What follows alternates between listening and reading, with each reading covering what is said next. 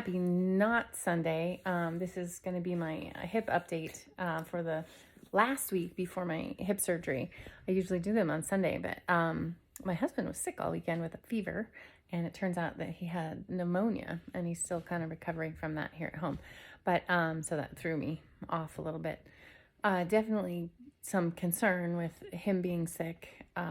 One, I don't want any sort of infection going around. They're obviously, if you've seen my other videos, they're really concerned about infection from the surgery and after and all that stuff. So that went through our mind. We did talk to the doctor a little bit, and he's like, pneumonia is not super contagious, so do your stuff, wash your hands, stay, no smooching.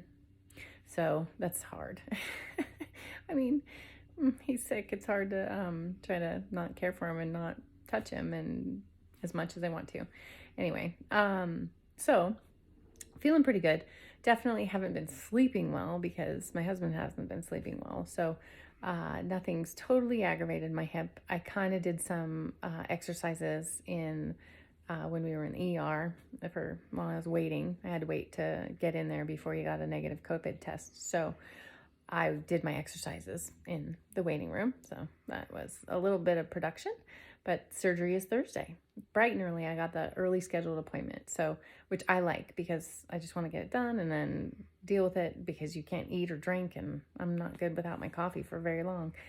So still planning on that.